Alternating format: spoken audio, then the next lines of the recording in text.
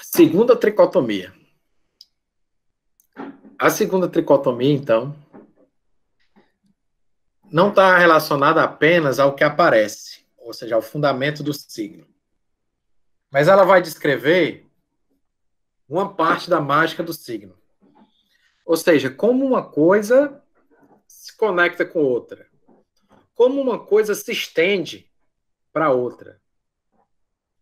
Como uma coisa consegue produzir sentido, ou seja, se conectar com outra, substituir outra. Como o objeto se continua no signo. Como o açaí se transporta para a bandeira vermelha. Como o pitbull se transporta aqui para o teto da minha casa. Né? Como o BBB se transporta para o meme. Então, a segunda tricotomia, ela está preocupada em analisar como uma coisa se conecta com outra. Como uma coisa se estende para outra. E nesse sentido, vejam só que coincidência. Você também vai dividir, adivinham em quantas partes, o modo como o signo se relaciona com o seu objeto. É a segunda tricotomia. Ele quer descrever como o signo se conecta com o seu objeto. 3. Obrigado, Juraci. 3. Fico muito feliz quando vocês falam. Então vamos lá. 3 partes, Juraci. Obrigado. Então, ícone, índice e símbolo.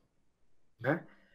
Esse não é nada mais do que a descrição de como uma coisa se conecta com outra. São 3 modos diferentes de uma coisa evocar outra, de uma coisa transportar outra. E possibilitar, então, essa sua comunicação, a comunicação dessa forma. O primeiro, então, e logo está relacionado com a primeiridade, mas não é a primeiridade, é só incorpora a lógica da primeiridade, é o ícone. O ícone é quando uma coisa se conecta com outra, continua com outra, uma coisa é evocada por outra, quando existe uma relação qualitativa entre eles, quando existe uma relação de semelhança entre eles. Quando um sugere o outro, essa palavra é importante, sugere. O ícone apenas sugere. Aqui é preciso uma experiência colateral, mas vocês lembram disso aqui? Aqui nós temos uma relação icônica. Ou seja, o Sméagol, a forma do Sméagol, se assemelha, ou seja, sugere a moça dessa novela. Quem assistiu essa novela aí? Quem lembra disso? Ou seja, para o signo produzir sentido, pronto, a Clara lembra. É preciso da experiência colateral, viu? Então, para ele produzir semelhança, tem que haver essa mente Cummings. Para a pessoa entender a piada do meme. Quando você olha, aí eu vou para os exemplos idiotas, depois a gente vai para os exemplos mais legais. Quando você olha para uma nuvem, aí você olha assim para a nuvem, rapaz, essa nuvem parece um jumento. A forma da nuvem. Ou seja, as qualidades da forma da nuvem, que é o fundamento do signo, né, se assemelham às formas de um jumento. Então, quando o fundamento do signo se conecta com o objeto porque se parece com ele, você produz um ícone. Mas chegou outro cara, não, rapaz, ele parece um dinossauro. O cara, não, acho que parece um jumento. Aí chegou outro, parece, não, rapaz, acho que parece um cavalo, né? Essa é a característica do ícone, ele é aberto. Por quê? Porque ele só sugere. O ícone sugere. Por que ele sugere? Porque ele só se assemelha. Né? Ele oferece, na verdade, um leque de possibilidades. O ícone ele é aberto. Por isso que eu coloquei aqui que o ícone é o signo raparigueiro. Né? Porque pode se conectar com vários objetos. Né? Por quê? Porque ele não se compromete com nenhum. Ele não está conectado diretamente com nenhum. Ele só se parece. Né? O jumento nunca foi lá no céu. Ele só se parece com a nuvem. Né? Eles não têm nenhuma relação direta. Né? Então, o ícone, ele só se assemelha. mostrar aqui para vocês alguns vídeos para a gente entender essa dinâmica. Então, o ícone, ele vai... Avião parece passarinho que não sabe bater asa, né? A gente parece formiga lá de cima do avião, né? E por que o ícone é tão importante? Porque o ícone é o que vai apresentar a informação, aquele que vai dar a qualidade, que vai relacionar o signo com o objeto dinâmico. Como é o ícone também que está presente na própria poesia. Porque a poesia é o que pode ser, né? A poesia não está preocupada em representar o real tal como ele é, mas sim vislumbrar possibilidades a partir do real. E é para isso que o ícone serve, né? O ícone vai abrir as possibilidades, porque o ícone só sugere, né? Ele abre, ele significa por semelhança, né? Então, quando ele fala avião parece passarinho que não sabe bater asa, né? É extremamente poética essa conexão que ele faz, né?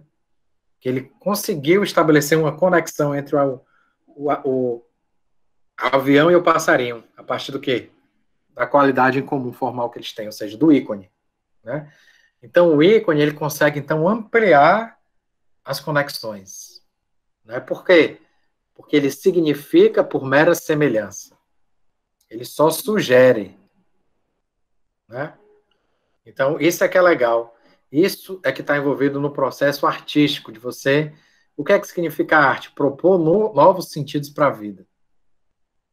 Né? E se você vai propor novos sentidos, então você precisa de algo que seja flexível, que se conecte com várias coisas, porque sentido é conexão. E é o ícone, né, que consegue abrir essa relação do signo com o seu objeto. Consegue significar mais coisas, né? Não, eu só falei o som, tipo, de fogo. Parece que tem uma fogueira, assim, explodindo. Uma coisa assim. Explosões, né? Beleza, então, sons que se assemelham a explosões. Vocês viram o nome da música? Before the War. É uma música que fala sobre guerra, né? Então, eles começam a fazer todo um ambiente que sugere um contexto ali de... Pronto, a partir do segundo 35. A partir do segundo 35, deu uma... Escutem só uns 10 segundos a partir... Pronto, a Camila disse que parece um tiroteio, massa, né? Então, sensacional, Camila. Isso mesmo. Né, você vê que o modo como o bumbo bate se assemelha aos sons de uma metralhadora. Né? E eles estão...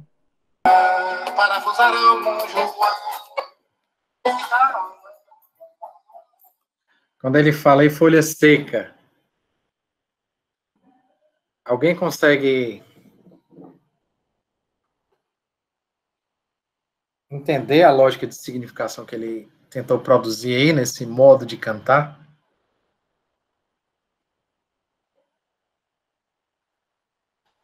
Quando ele fala folha seca, como é que ele fala folha seca?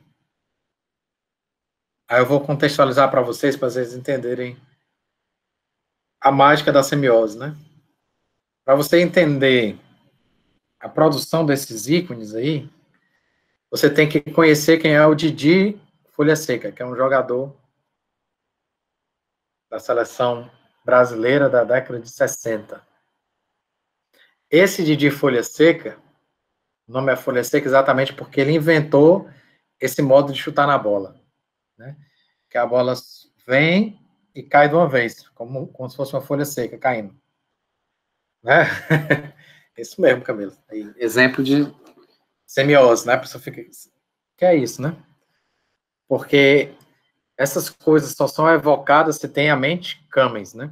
Interpretética comunicacional. Aí elas conseguem se transportar de um lugar para o outro. Né? Então, quando ele fala folha seca, né, ele vai... As variações da voz dele se assemelham aos movimentos de uma folha seca caindo, né?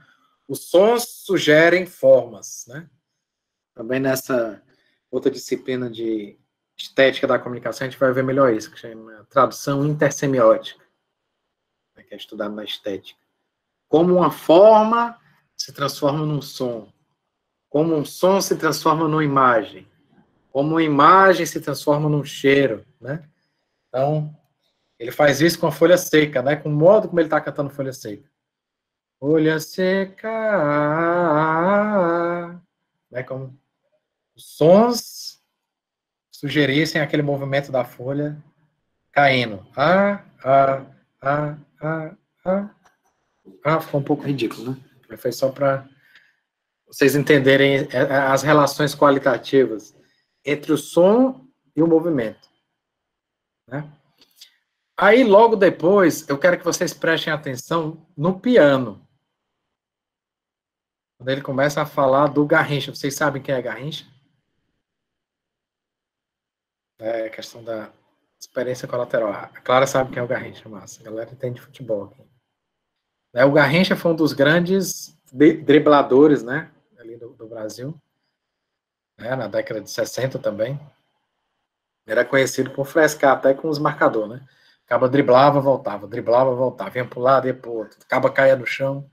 Já teve ocasiões do cara cair no chão, ele dá a mão pro cara levantar e driblar de novo o cara, né?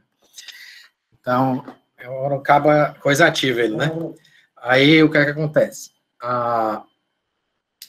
Prestem atenção, então, na relação desse piano na música e tenham em mente o Garrincha, né? Que é aqui, ó.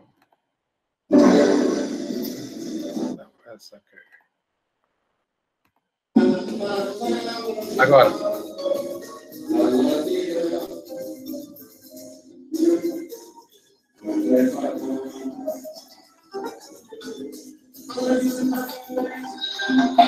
Quando não é.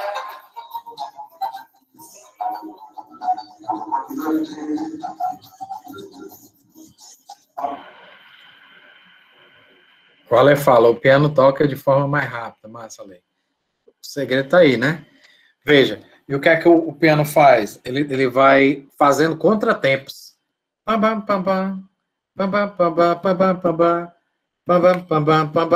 Né? Ele faz um contratempo. O que é o contratempo? É uma ilusão, é uma espécie de sedução da música, né? Você espera que vai um compasso e o outro vem e quebra, né? Ora, é exatamente isso que o Garrincha fazia com os caras, né? Ele seduzia os caras, ia para um lado, ia para o outro, né? Então você vê que há uma relação de semelhança aí, né? Entre o som e o movimento, que é o contratempo, né? O contratempo que o Garrincha fazia com seus dribles se assemelha com o contratempo da música, né? O contratempo do movimento com o contratempo do som. Então gera uma relação icônica, sugere, né? Então essa é a questão da arte, que é interessante, né? O que é que a arte vai fazer? Vai produzir novos tipos de representação de si e sensações, né? Sensibilidades, porque ela vai possibilitar essas outras formas de representar as coisas, de sugerir as coisas, melhor falando, né? Então essa é toda a magia do ícone. Ele transporta as coisas por sugestões, por relações qualitativas, né? Então uma coisa se conecta com outra porque se assemelha a ela. Uma coisa é evocada por outra porque se assemelha a ela, né? Uma coisa se conecta, substitui outra por causa dessa semelhança, né? Então, esse aí é o primeiro modo, né, de uma coisa substituir outra, que se chama de ícone, né? Alguma dúvida, pessoal, aí no ícone? Índice, né? Então, vamos, se a gente entendeu o ícone é uma coisa se conecta com outra graças à semelhança. O índice ele vai ter uma outra lógica de significar, ou seja, de conectar signo e objeto, de fazer que uma coisa se estenda à outra. E está conectado com a lógica da segundidade, ou seja, então aí a gente tem a ver com ação e reação, impacto, porrada, força bruta, né? Quando é que o índice funciona, né? Qual é a lógica do índice? É quando o signo se conecta com o seu objeto dinâmico que ele está representando, e dessa relação gera um signo. Do impacto gera um signo. Ou seja, o objeto vai se estender para o signo graças a um impacto. É uma relação direta. Quando você passa por um lugar, vou falar os exemplos estúpidos, depois eu falo o mais legal. Quando você passa por um lugar e vê uns buraquinhos assim, na parede, aí você fala, ixi, teve um tiroteio aqui. Né? Ou seja, houve um impacto da bala com a parede e desse impacto se produziu um signo, que é o buraco da bala. É um índice. O índice é quando uma coisa significa porque houve um impacto diretamente. Né? E, por exemplo, pegadas. O que é que acontece com as pegadas? O pé, vapo, né, bate na areia e da relação entre o pé e a areia se produz uma marca, um signo, uma pegada. Então você vê, opa, alguém acabou de passar por aqui, tem uma pegada. Animais também, opa, um animal passou por aqui. Né? Significa graças a um contato do signo com seu objeto dinâmico. Aí o objeto dinâmico, uma parte dele, produz o objeto imediato aqui, que no caso, a pegada. É um índice. Né? Quando o caba sai, não avisa a mulher, no outro dia ele chega assim, ó. Ou seja, indica que ele recebeu um corretivo. Né? Chega com o erro, porrada que levou da mulher. É um índice. É um índice de que ele foi educado em casa. Né? Aí chega com o erro. Saiu para beber, os amigos não avisou, chega com o erro. Fumaça, né? A fumaça é índice de que o fogo está queimando algo. A relação do fogo com algo, né? Vai consumindo e gerando a fumaça. Essa aqui é boa, né? Quando você vê uma garrafa e vê ela vestida desse jeito, né? Indica que ela está extremamente gelada, né?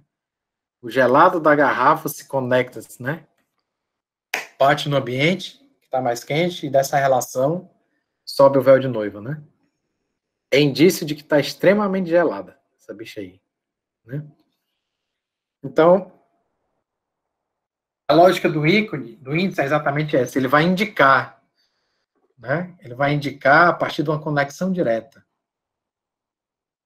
né? Então, setas, né, são índices também que estão apontando para um determinado lado. Né? Então, o índice ele tem uma função de indicar, de dirigir a atenção para algo. Opa, tá gelada. Opa, passou um animal por aqui. Né? Ele foca sua atenção em algo. Né?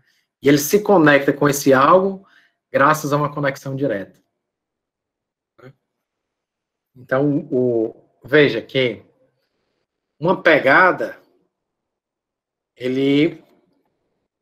essa produção de sentido é fundamentada pelo impacto. Diferente de quando você olha para uma nuvem, essa nuvem parece com um dinossauro.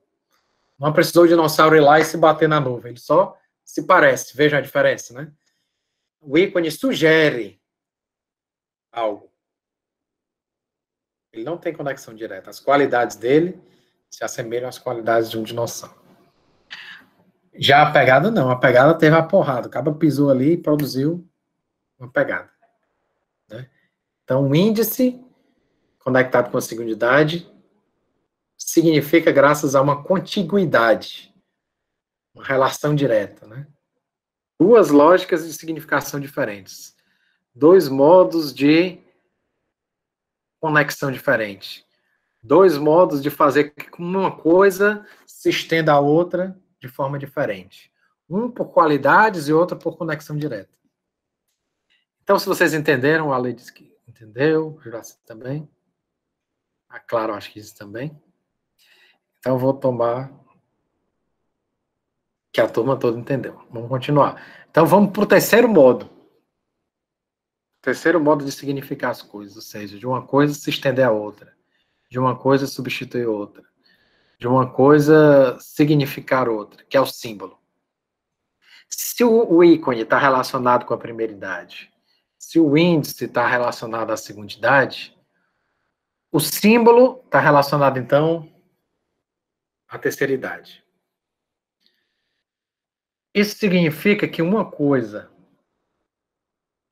vai evocar outra. Isso significa que uma coisa vai possibilitar a extensão de outra, porque houve uma convenção, ou porque há um hábito, ou porque há uma lei que diz que essa coisa se conecta com outra. Quando a Clara falou que a bandeira vermelha significa que tem açaí na casa, isso é um símbolo, é uma convenção. Porque um açaí não se parece com uma bandeira vermelha. Nem você tacou o açaí na bandeira. Significa porque houve uma convenção social que possibilitou, então, que o açaí se estenda de dentro da casa para a bandeira, graças a essa convenção. Então, só vai entender isso quem entende a convenção. Então, o pessoal que não é de lá não entendeu o diabo daquela bandeira vermelha ali. Ou seja, vai pensar outras coisas, vai ficar aberto o significado. Aí depois a gente conversa sobre isso. Mas a ideia de que, por exemplo, as marcas são símbolos, são convenções. Né? A gente vê aqui, por exemplo, a evolução do símbolo da Apple, né? Essa maçã é mordida. Né? Então, o símbolo é quando uma coisa substitui outra porque é uma convenção. As palavras são símbolos. Por que eu chamo de cadeira de cadeira? A palavra cadeira não parece com a cadeira em si, né? Não tem nada a ver. Né? Então, por que significa? Porque é um símbolo. Significa cadeira. Quando eu falo cadeira, automaticamente eu estou evocando uma cadeira para cá. E essa evocação ela só vai funcionar se a pessoa conhecer o símbolo. Né? Então, símbolos são essas convenções, né? Que possibilitam que uma coisa se estenda à outra. Sinal de trânsito. Vermelho, para. Amarelo, atenção. Verde, passa. Né? Se bem que amarelo significa mais hoje em dia, acelera que já vai fechar, né? Então, mas a ideia é essa, básica, né? De que os símbolos eles vão significar graças às convenções, né? E aí você, graças a leis. Deu para entender, pessoal? A parte aí do símbolo. As palavras são as coisas, são as logos, né? Quando você vê a logo da Coca-Cola, vê a logo da Globo, você sabe logo o que está ali. Coca-Cola, né? O que está ali. Então, são 3 modos diferentes. E o que é interessante a gente perceber? Que, assim como a terceira idade precisa da segunda idade, e a segunda idade precisa da primeira idade, o símbolo ele precisa de um índice. E um índice ele precisa de um ícone. Mas eu tava entendendo, aí tu vai inventar essa putaria aí pra gente ficar confuso. É porque é importante vocês entenderem essa dinâmica. Para não se tornar uma coisa meramente decoreba. Vamos pensar aqui. Por que um símbolo precisa de um índice? Porque um símbolo é um geral. Né? Lembra da terceira idade? Assim como a terceira idade, o símbolo é o geral. Ele é uma expectativa. Né? O símbolo, ele funciona graças a uma convenção, um conhecimento social. Ele é potencial, ele precisa ser atualizado. Então, como a gente está vendo aqui, essa segunda maçã é a atualização do símbolo da Apple em um contexto específico. Logo, é por isso que ele precisa do índice, que o índice vai apontar aonde é que esse símbolo está atualizado. Ele vai materializar, ele vai dizer o contexto. Lembra que a segunda idade é o contexto? O presente, né? Então, o símbolo, ele é um geral. em cada vez que aparece uma maçãzinha da Apple, é uma réplica desse símbolo, né? Uma atualização desse símbolo. É importante mostrar também que os símbolos eles são dinâmicos, eles vão se transformando, né? De acordo com as relações que ele travam no cotidiano. Né? Você vê aqui que o símbolo da Apple, por exemplo, vai se transformando, mas mantém uma certa regularidade. Aí você consegue reconhecer. Né? Então, o aspecto da generalidade do signo é essa. O geral é um potencial. Então, nesse sentido, ele precisa de um contexto para atualizá-lo. O índice não aponta? Ele vai apontar. Só que é um índice especial. O índice servir a um símbolo, entendeu? A gente vai ver que os signos eles vão se conectando. A gente não vê, ali um símbolo andando, um índice andando, um ícone, não. Isso é só um modelo de leitura de mundo, né, e que eles estão em relação. Né? Esses conceitos servem para distinguir melhor o processo de semiose. Né? Então, se o símbolo é o geral, ele precisa se atualizar. Se ele precisa se atualizar, ele precisa do elemento da segundidade, que é o índice. Então, o índice aponta. É a marca da Apple no computador do professor, aqui de teorias da linguagem, na aula sobre semiótica. Né? É a marca da Unifespa no prédio. A marca da Unifespa é um símbolo. É a marca da Unifespa no meu caderno. Né? Então, ela vai se atualizando em contextos diferentes. Então, o índice vai apontando. É aqui, é a réplica. Por sua vez, o índice ele vai precisar do quê? Do ícone.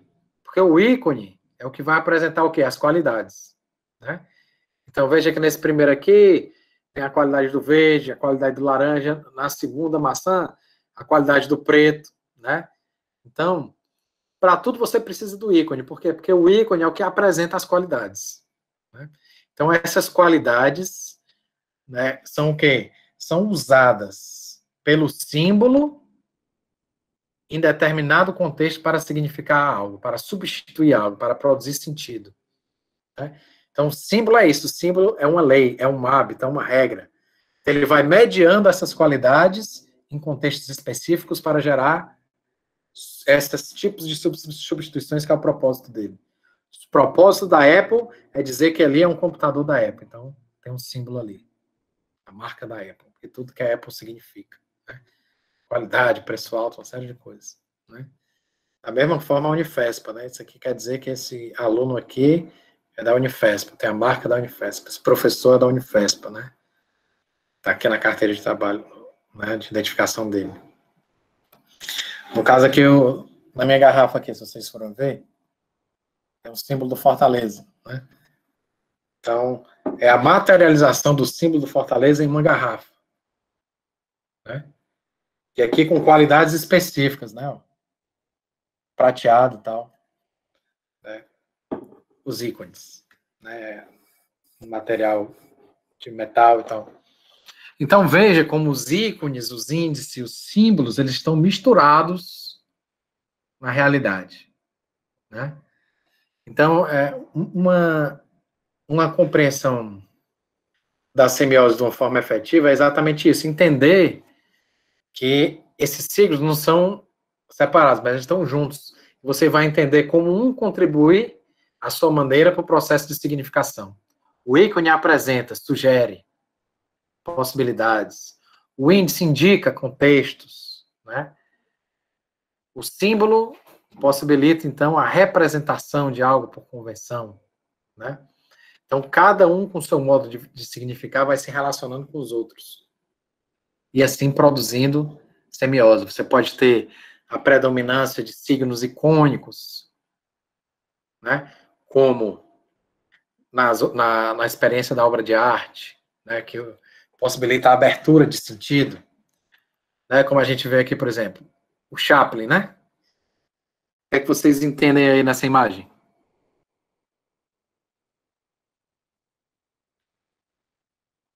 Você tem aí símbolos do nazismo, mas que foram deformados.